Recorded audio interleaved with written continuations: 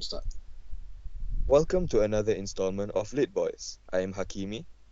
And I'm Ashton, and we are your hosts for this podcast. Today's topic of discussion will be, as you may have guessed from the title, the changes in Singaporeans' attitudes towards Singapore in past and present works of literature. However, as a special twist, we will be focusing specifically on National Day songs as well as local poetry. You know, Hakimi, this year's National Day song is quite catchy, and the lyrics are excellent as well. Yes, they've really met the high expectations of NDP songs since the early days. The song We Are Singapore was released in 1987 and is still a hit till today.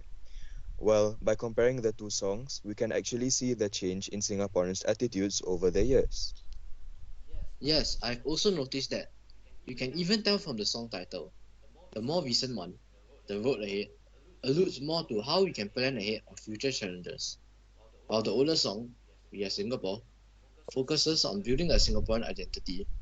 Thus, just by the song alone, you can tell that the current songs are more focused on the future of Singapore, while older songs were more focused on building and finding a common Singaporean identity. Ah, I see. In my opinion, The Road Ahead was very well written by the songwriter Lin Ying. She made it clear in the song that Singaporeans should stand together and practice the Singaporean spirit that has already been developed. The part that goes, come whatever, on the road ahead. We did it before and we'll do it again. Lets the audience feel that Singaporeans has survived through thick and thin before and thus should work together again to overcome the current COVID-19 situation. Where the garden always grows toward the light, though the road ahead is daunting, also serves as a metaphor to show that we should all move forward, even though the journey will be difficult, together as Singaporeans. Indeed, but how do you feel about We Are Singapore? They both share the same tone of unity, right? Well, yes, but for me, We Are Singapore is more focused on building a sense of belonging to Singapore in Singaporeans, though. For example, the line, We will stand together to hear the lions roar, calls all Singaporeans to come together under the Singaporean identity and embrace the shared experience of the lion being synonymous with Singaporean culture. Oh, that makes sense. The song also says, Singapore is our homeland. It's here that we belong. All of us united, one people marching on. This shows the need for the Singaporean identity at that time, as in 1988, the Singaporean spirit and identity was not as strong as today's. Well, moving on, let's take a look at some of the changes we can see through the poems of Singapore. Akimi, have you heard of this poem called My Country, My People by Lee Tzu Feng? It was published in 1976 and described the lifestyle of an average Singaporean in the 1960s. Whoa, the title already says a lot. What about it? Well, it's a poem that holds harsh perspectives towards the culture of Singapore. The poet criticizes Singapore's rapacious culture in the 1960s. She uses a bit of irony, especially when she says, those foreign devils, whose books I was being taught to read. Since the Singaporean education system is using materials from its foreign colonizers, whom locals were protesting against at that period of time. Nor could the population. They built merely mini flats for a multi-mini society. The chiseled profile in the sky took on a lofty attitude. Modestly at any rate, it made the tourists feel at home. Shows that the government pays more attention towards the tourists coming to Singapore than that of the locals. Oh, I understand. Yes, and the part where she says, but they sent me back to my shy forbearing family. So I stayed in my parents' house and had only household cares. Also alludes to the superficial gender norms back then.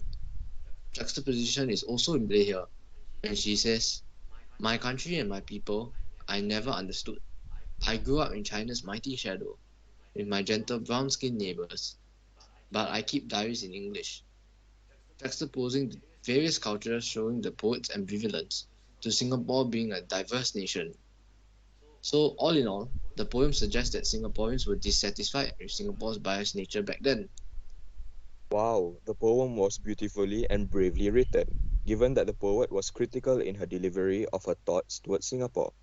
What is the name of the poem again, for the listeners to read more? It's called My Country and My People by Li Zufeng. Well, I came across this particular poem that really jumped out at me, and apparently it was a hot topic when it was released in 1998. The poem, written by the infamous Alfian Sa'at, features a brutally honest, almost mocking tone towards the biasness in Singapore towards foreigners. It truly makes me feel that the hidden hatred towards Singapore among local artists has grown over time. Really? I've also read this poem, and it sure was something. He says, "You are surprising Singapore, statistics stuff Singapore, soulful Singapore of tourist brochures in Japanese, and hourglass kabayas." The language he uses gives readers a feeling that Singapore has put on a false appearance for tourists. The part where he says, "Singapore, I assert, you are not a country at all. Do not raise your voice against me. I am not afraid of your anthem, although the lyrics are bleeding from the bugs of my settlers' hearts." This very harsh and cold phrasing makes Singapore seem like nothing. Wow, it really is an extreme example. However, one poem cannot constitute for everyone's views about Singapore. Oh no, looks like time is running out. Guess that would all. Oh no, looks like time is running out. Guess that would be all for today's episode. Until next time, Thanks for tuning in. We are the Jumpstart. welcome